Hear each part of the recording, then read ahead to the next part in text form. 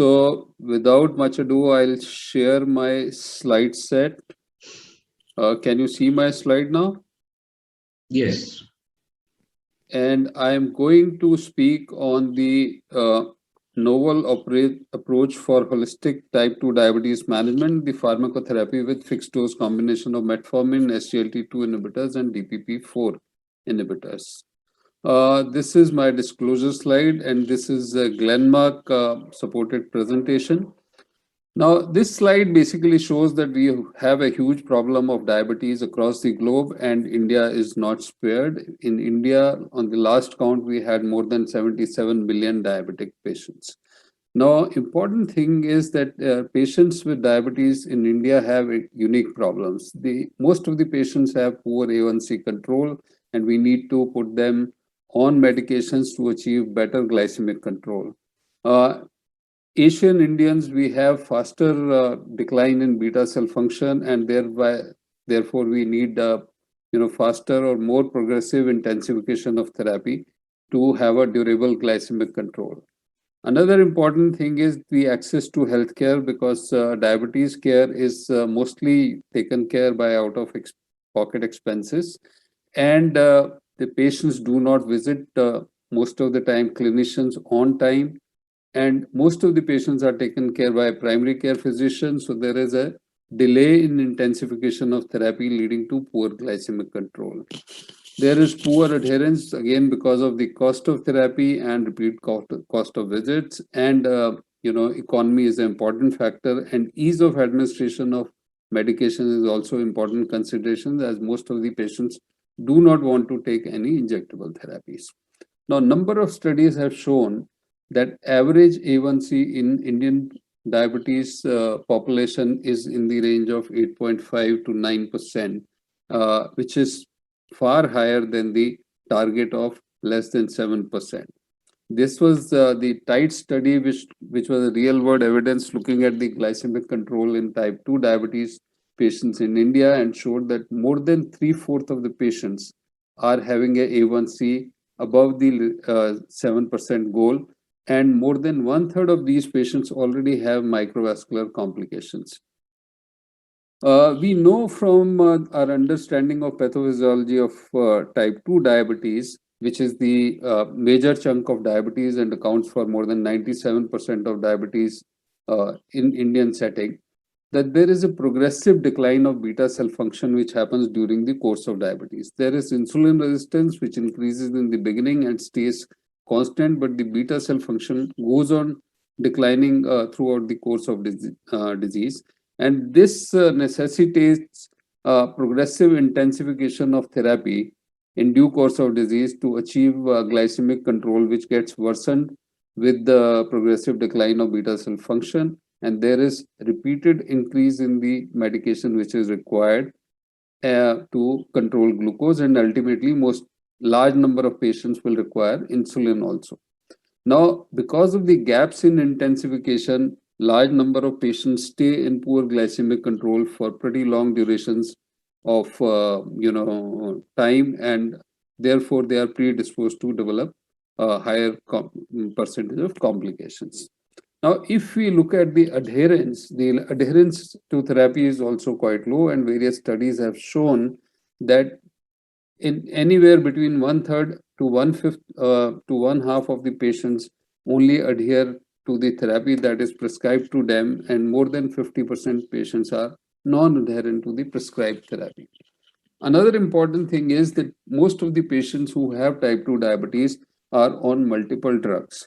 So if you look at the data from this particular study, the patients with type 2 diabetes are taking, most of them are taking anything between 3 to 8 medications on daily basis, and between 2 to 4 of these medications are anti-diabetic agents.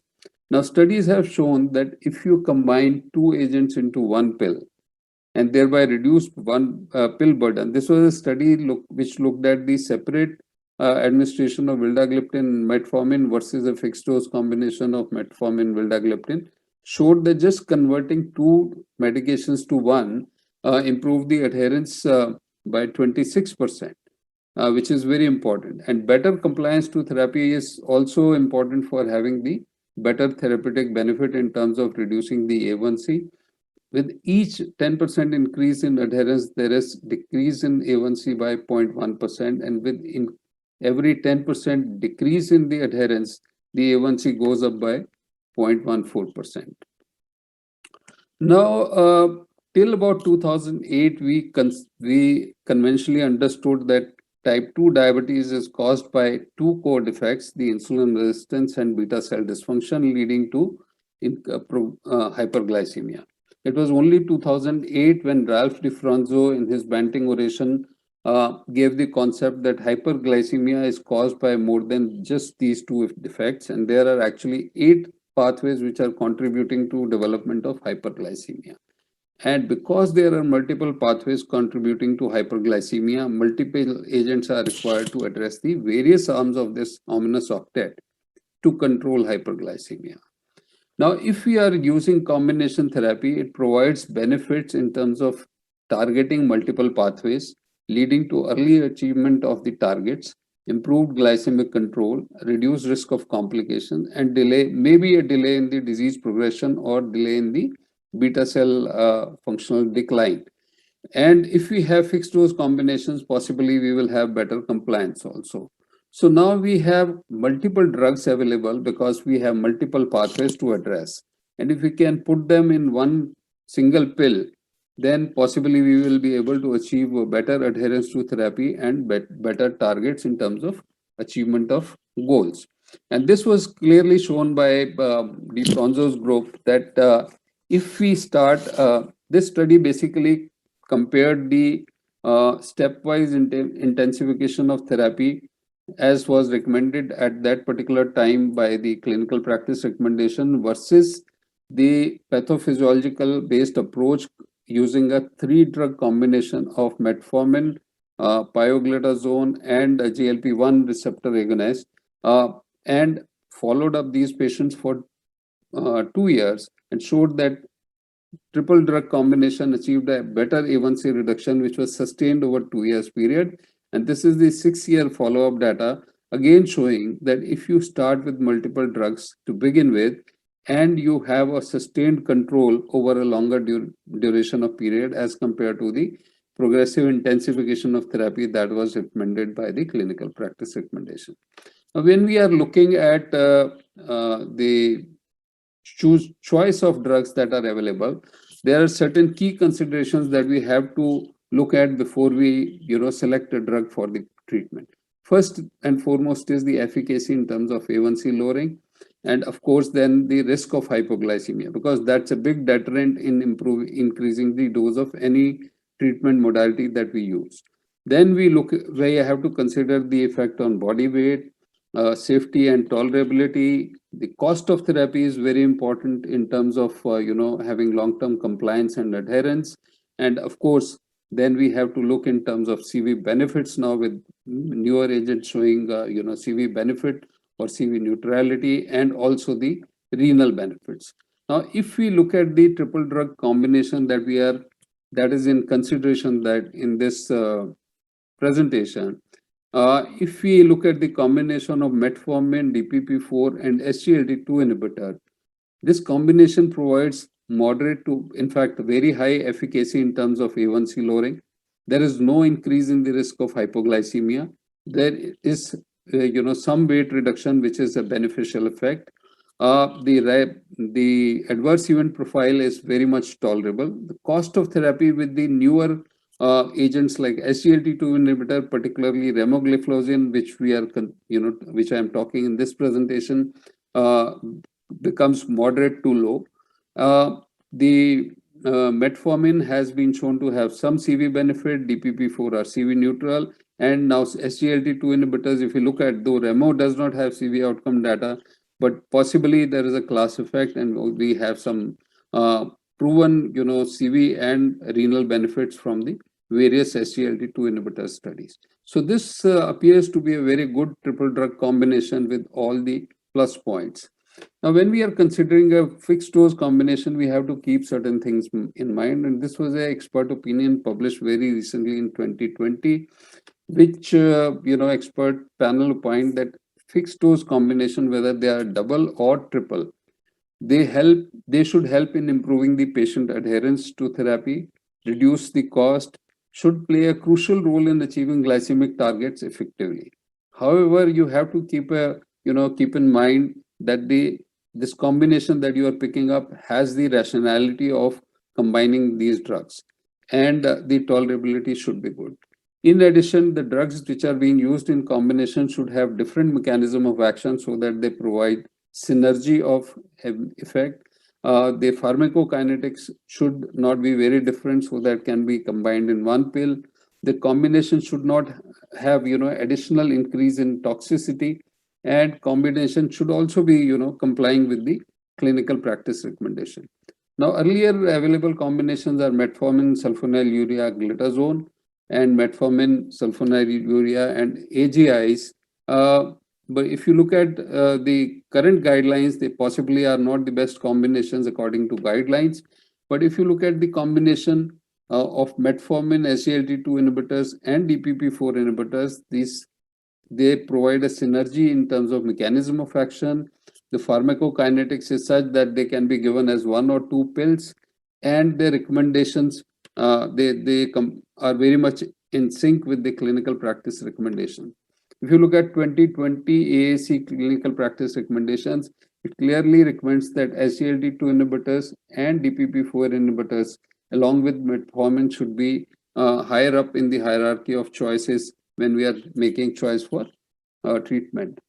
Now, first triple drug fixed dose combination to be approved in US by US FDA was DAPA, Saxa, and metformin, and 2020 Empalina and metformin has also been approved as a triple drug combination. Now, if you look at the advantages of this combination, and in terms of looking at various pathways that are addressed, the combination of DPP4 inhibitors, SGLT2 inhibitors, and metformin possibly addresses almost all the components of ominous acted, provides a significant and durable reduction in glycemic parameters. It also have cardiorenal benefits, and possibly there is some beta cell preservation as shown in the experimental studies. There is no increase in toxicity of any agent because of the presence of other agent. There is some weight reduction. There is no low risk of hypoglycemia. There is low propensity for drug-to-drug interaction, and possibly it's a very good cost-effective combination if we compare with metformin, SGLT2, and GLP-1 receptor agonists. Now, if you look at the combination of remo, metformin, and vildagliptin, which has been approved very recently in September 2020 by DCGI, this has been studied in FOREVER study, which was a phase 3 study comparing the efficacy of a triple drug regime with metformin, remo, and vildagliptin versus Empalina and metformin.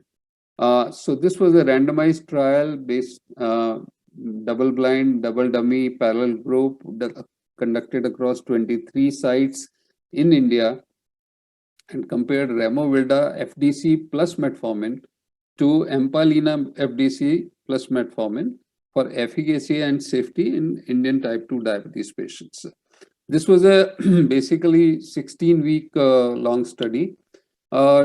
Almost 400 patients with type 2 diabetes who had who were on stable metformin treatment with metformin of 1500 milligrams for at least more than 8 weeks and had A1C in the range of 8 to 11%, were randomized to remo-vilda add-on to metformin as a fixed dose combination, or Empalina fixed dose combination added to metformin and followed up for 16 weeks. And the A1C was measured at 6, 12, and 16 weeks. And the patients were further followed up for 2 weeks after the study period. And if you look at the total withdrawals were only in the range of 10%, and the population that was analyzed in modified intention to treat analysis was almost 95% of the population.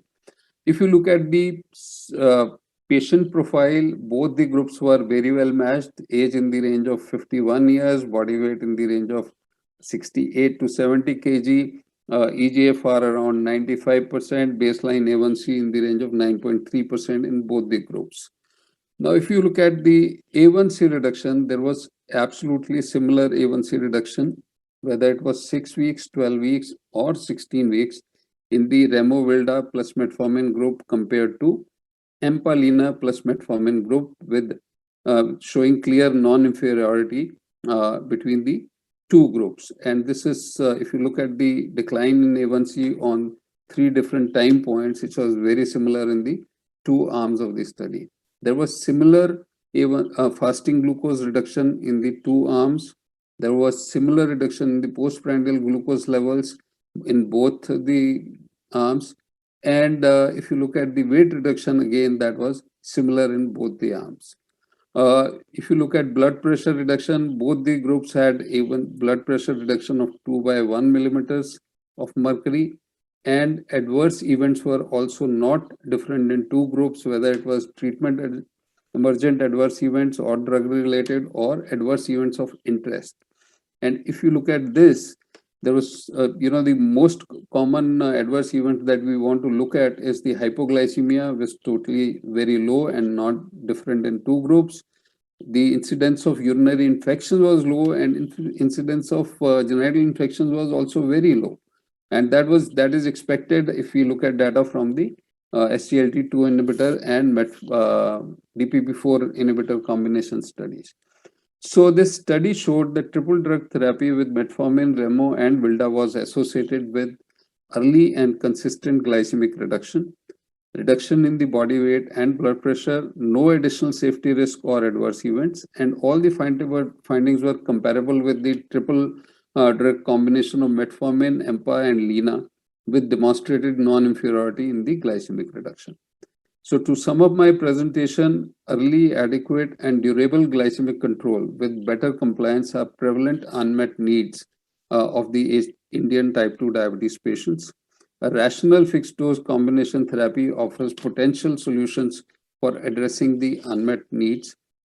A triple fixed dose combination of metformin, SGLT2 inhibitor, and DPP4 inhibitor provides a favorable efficacy and safety with added extra glycemic benefits. And if you look at the FDC of Remo, metformin, and Vilta, it provides effective, safe, and economical option for managing type 2 diabetes. Thank you.